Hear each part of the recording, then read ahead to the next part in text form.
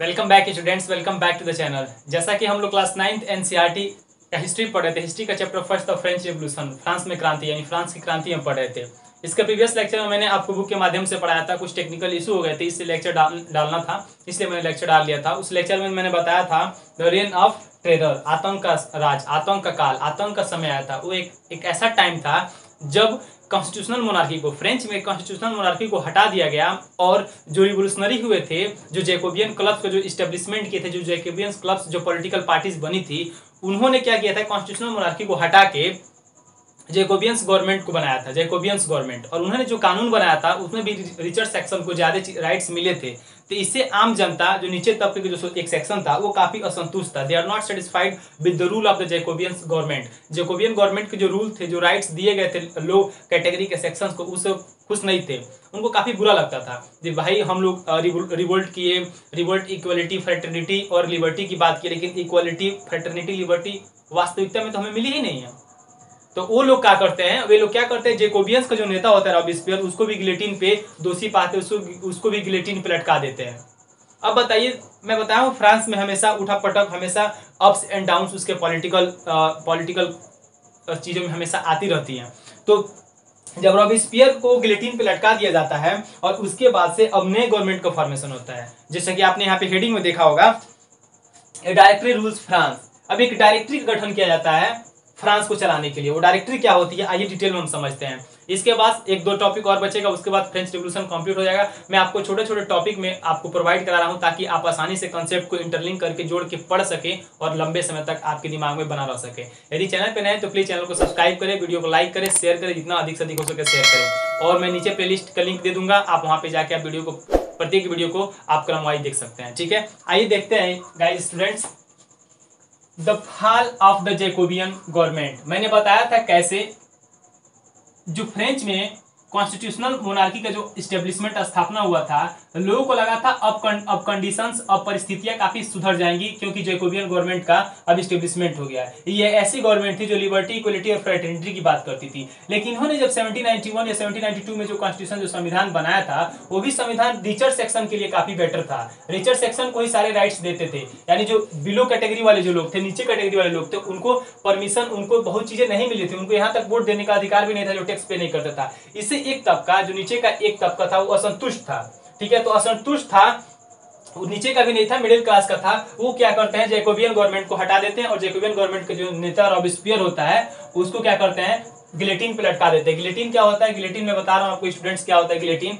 ये एक प्रकार की ऐसी शेप वाली, दो पोल पे एक ऐसा शेप बना होता है, एक पोल यहाँ, एक पोल यहाँ पे, और यहाँ पे सिर रख दिया होता है, दोषी का, गिल्टी का सिर रख के ऊपर से यहाँ पे आपका ब्लेड लगा होता है, उसको गिरा दिया जाता है, सिर यहाँ से कट जाता है। ये डॉक्टर गिलेटिन इसका इन्वेंशन किए थे, इसका खोज इन्वेंशन इसका डॉक्टर गिलेटिन किए थे। इन्हीं के सम्मान में, इन्हीं के नाम पे इसको गिलेटिन दिया गया। ठीक है, तो हम देख लिए, the fall of the Jacobin government allowed the wealthier middle class to the seize power.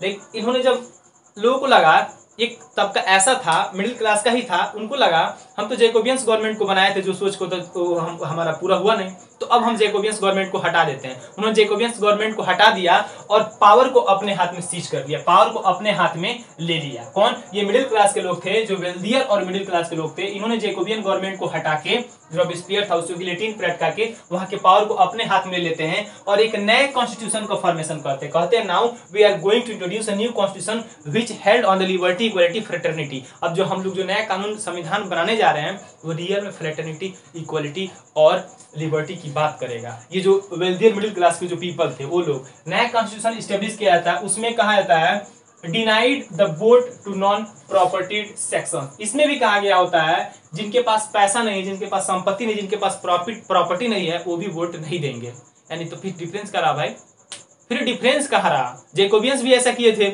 उसके पहले जो आपका आपका जो क्या बोलते हैं, वो जो फ्रेंच लुई 16 था, उसके टाइम में जो था, उस समय तो यही था, जो तीनों स्टेट्स के असेंबली में बैठक होता था और लोग वोट देते थे, वहां भी तो ऐसे ही था। जो संपत्ति विहीन लोग होते थे, जिनके पास प्रॉपर्टी नहीं होता तो भी तो टैक्स नहीं देते थे। लेकिन यहाँ भी इन्होंने वेल्दियर मिडिल क्लास ने जब जैकोबियन गवर्नमेंट को हटा दिया और नया कॉन्स्टिट्यूशन को इंट्रोड्यूस कर दिया, उसमें भी डिनाई कर दिया, वोट की बात डिनाई कर the non property section societies को। एक ऐसा सोसाइटी जिसका पास कोई प्रॉपर्टी नहीं है, उस प्रॉपर्टी वाले नॉन प्रॉपर्टी वाले सेक्शन को वोट देने का अधिकार ही नहीं है, जो नया कॉन्स्टिट्यूशन बन रहा है। अगेन उसमें बोला गया new constitutions led the provisions for the two elected legislative council. और जो नया संविधान बना, जो नया कानून बना, उस कानून में दो लेजिस्लेचर काउंसिल की बात की गई। यहाँ पे दो लेजिस्लेटिव काउंसिल की बात की, कहा गया पे दो परिषद होगा, दो परिषद मिलके देश को चलाएगा। लेकिन उस दो परिषद में से इन्होंने कहा हम दो परिषदों में से मिलके एक 5 मेंबर का एक हम डायरेक्टरी बनाएंगे। जैसे मान लीजिए लोकसभा राज्यसभा, अपने देश में लोकसभा है राज्यसभा है, दोनों के मेंबर ऑफ पार्लियामेंट जीत के जाते हैं। और मेंबर ऑफ पार्लियामेंट जब जीत के जाते हैं तो उन्हीं में से लोग मिनिस्टर बनते हैं। तो सारे लोग तो मिनिस्टर बनते नहीं है, 550 लोकसभा, 250 कम से कम राज्यसभा, अधिक से अधिक। तो ये दोनों लोग मिलेंगे तो 750-800 होंगे, तो 750-800 मिनिस्टर बन जाए तो काफी भास्ट हो जाएगा।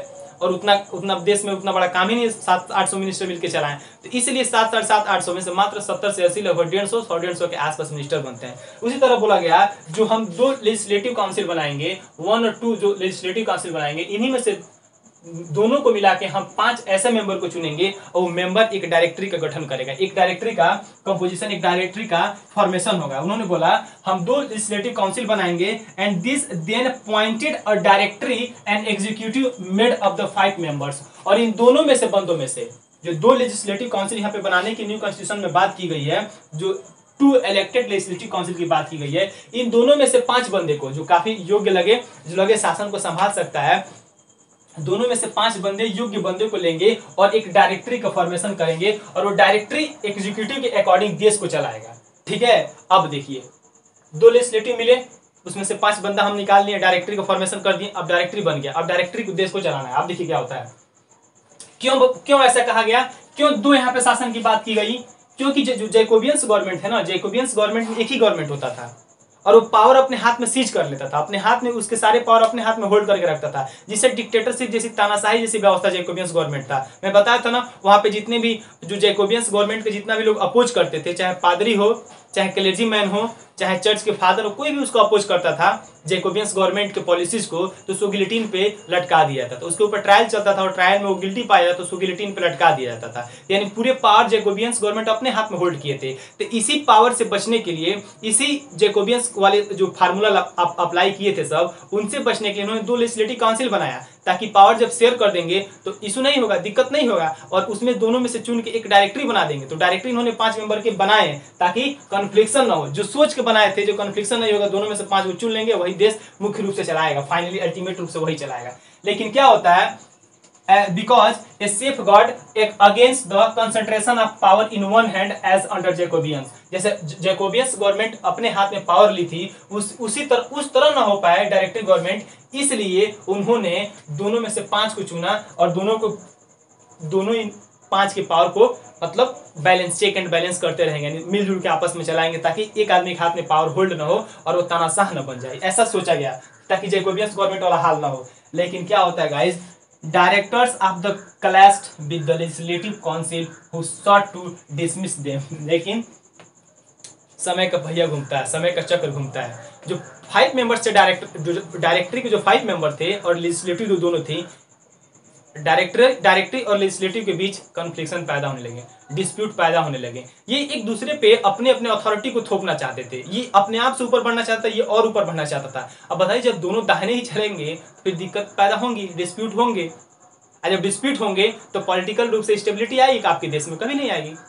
तो डायरेक्टरी और लेजिस्लेटिव, 2 लेजिस्लेटिव काउंसिल और डायरेक्टरी, दोनों में हमेशा क्लैश होते रहता था, हमेशा विवाद होते रहता था। इससे फ्रेंच में फिर से पॉलिटिकल स्टेबिलिटी, पॉलिटिकल इनस्टेबिलिटी, राजनीतिक अस्थिरता उत्पन्न होने लगी।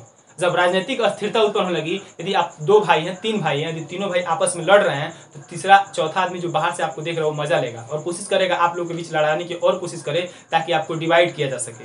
तो इसी तरह जब डायरेक्टरी और एग्जीक्यूटिव के काउंसिल जब आपस में लड़ रहे थे, तो कोई चाहिए इसका फायदा उठाने के लिए। तो उसमें से एक बंदा उठता है, जागता है, उसका क्या नाम होता है, नेपोलियन बोनापार्ट। और वो इडियट, वो नेपोलियन बोनापार्ट इसका फायदा उठा लेता है और इस प्रकार नेपोलियन बोनापार्ट जो फायदा सोच के उठाता हम ये करेंगे वो करेंगे, लेकिन जैसे जैसे नेपोलियन आगे बढ़ते जाता है उसकी महत्वाकांक्षाएं, उसकी इच्छाएं, उसके टारगेट्स गोल्स बढ़ते जाते हैं और एक प्रकार वो भी जो ये गवर्नमेंट से बेटर बनने की कोशिश करना चाहता था बनता है, लेकिन कुछ दिन बाद वो भी अपने आप को तानाशाह एक डिक्टेटरशिप घोषित कर देता है। तो हम पढ़ेंगे अगले वाले इसी वाले चैप्टर में लास्ट में पार्ट है the rise of Napoleon, Napoleon का उद्भव, नेपोलियन का उदय, नेपोलियन कैसे आगे बढ़ा। तो देखिए गाइस, ये जो सेफ का डायरेक्टरी बनी, डायरेक्टरी हमेशा क्लैश होते रहता था, कभी कभी तो काउंसिल को लगता था इस डायरेक्टरी को हम खत्म ही कर दे, डायरेक्टरी को हम खत्म ही कर दे, क्योंकि डायरेक्टरी बहुत मतलब बदतमीजी कर रहा है, काउंसिल जो हम लोग हमारी बात को मानना चाहिए वो नहीं मान रहा है, ठीक है।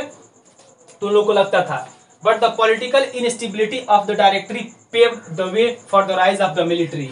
और इस प्रकार जो पॉलिटिकल इनस्टेबिलिटी थी, जो राजनीतिक अस्थिरता थी, फ्रांस में बढ़ते जा रही थी।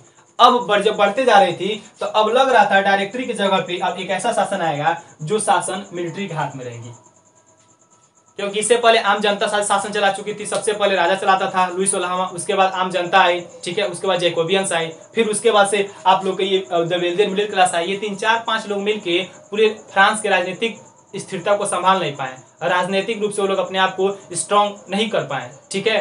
तो अब लोगों को लगने लगा भाई अब कुछ नहीं होने वाला है, अब वहां पे मिलिट्री शासन का धीरे धीरे कवायद होने लग रहा है, धीरे धीरे मिलिट्री शासन का वहां पे आभास होने लग रहा है। अब मिलिट्री अब यहाँ पे सीज पावर को करेगी और अपने हाथ में लेगी, और वही धीरे धीरे नेपोलियन अपने हाथ में लेता है, ठीक है।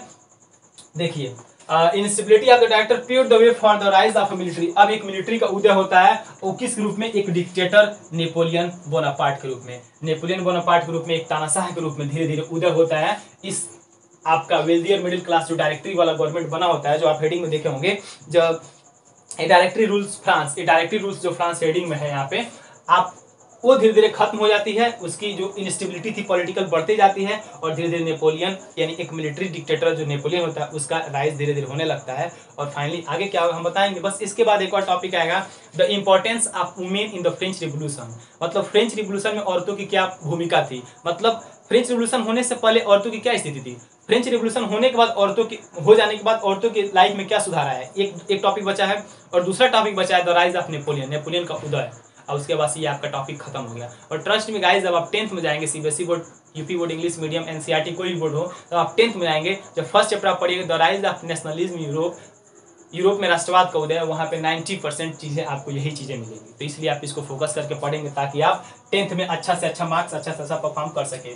Through all the changes in the form of government, the ideals of the freedom, equality before law and the fraternity keep inspired to the people of France and the rest of the Europe. ये जितना भी France में आप देख रहे होंगे ups and downs आ रहे हैं, उठापटक हो रहे हैं, कभी ये कभी वो, कभी यहाँ पे कभी वहां पे, जितने भी उठापटक हो रहे हैं, इन तमाम उठापटक के दौरान फ्रांस की गवर्नमेंट या फ्रांस में लोगों ने जो आइडिया जो वहां पे जो क्रिएट हो चुका था, जो आइडिया का वहां पे डेवलपमेंट हो चुका था, right to equality against the law, कानून के समान समानता, कानून के समक्ष समानता, और फ्रेटर्निटी भाईचारे की भावना, राइट टू इक्वलिटी समानता की बात करता है, फ्रेटर्निटी भाईचारे की बात करता है।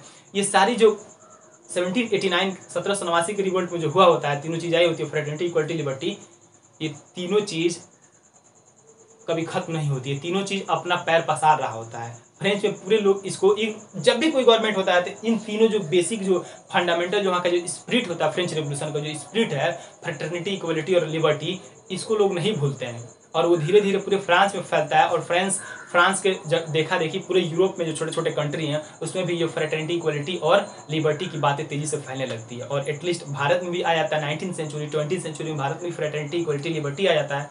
तो हम भी अंग्रेजों के विरुद्ध अगेंस्ट रिवोल्ट कर देते हैं और मूवमेंट, आंदोलन चलाते हैं, हमको भी आज़ादी दो। तो ये था आपका फ्रेंच डायरेक्टरी रूल, मतलब आपका डायरेक्टरी रूल था, directory rules in France. France में डायरेक्टरी रूल का शासन चला था, कैसे चला था आपने देख लिया, इसका बैकग्राउंड क्या था, मोटा मोटी मैं यदि आपके बारे में आपको बताऊं तो यही था। जैकोबियंस जो गवर्नमेंट बना था, जैकोबियंस गवर्नमेंट सक्सेसफुल नहीं हो सका, क्योंकि वो भी एक बड़े सेक्शन और बड़े रिचर फैमिली को मतलब राइट्स देता था। तो उससे एक मिडिल क्लास का जो वेल्दियर समूह था, सेक्शन था, वो इससे क्षुब्ध थे, काफी नाराज थे। और जो जैकोबियन वाले जो गवर्नमेंट थे, वो जैकोबियन जो रॉबेस्पियर था, काफी गंदा था, काफी अभद्र था। क्योंकि जब भी किसी जो इसके विरोधी होते थे, उनको लगता था हमारा विरोध कर रहा है, जैकोबियंस गवर्नमेंट का विरोध कर रहा है, तो उन पर ट्रायल चला के उनको क्या करता था, गिलोटिन से उनका सिर कलम करवा देता था।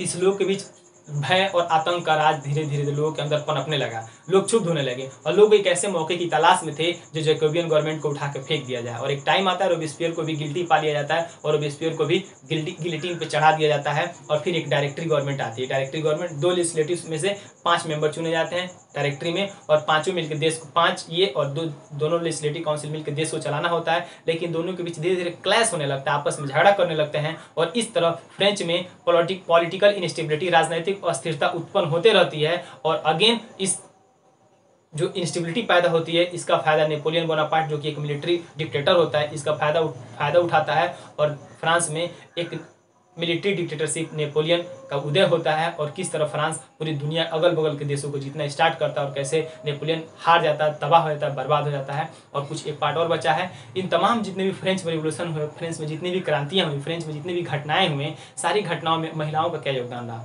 What was the importance of the women in the French revolution. French revolution होने से पहले महिलाएं कैसी रहती थी, क्या पढ़ती थी, क्या खाती थी, क्या पहनती थी, समाज में उनका स्टेटस कितना था। और फ्रेंच रेवोल्यूशन हो गया तो महिलाओं की कंडीशन में सुधार आया कि नहीं आया, ये एक टॉपिक बचा है और नेपोलियन को। उसके बाद ये चैप्टर कंप्लीट हो जाएगा। जैसा मैं पढ़ा रहा हूँ उसको आप नोट्स बनाएंगे, शॉर्ट और फुल कंप्लीट ये नोट्स है, ठीक है। इसको लगाने के बाद आपके एमसीक्यू एक्सेट्रा जो भी क्वेश्चन होंगे प्रीलिम्स कर रहे हैं, एमसीक्यूज और लॉन्ग शॉर्ट सारे क्वेश्चन आपके क्लियर हो जाएंगे। उम्मीद करते हैं गाइस आप अच्छे होंगे। प्लीज़ चैनल को सब्सक्राइब कीजिए, लाइक कीजिए, शेयर कीजिए। Thank you and take care.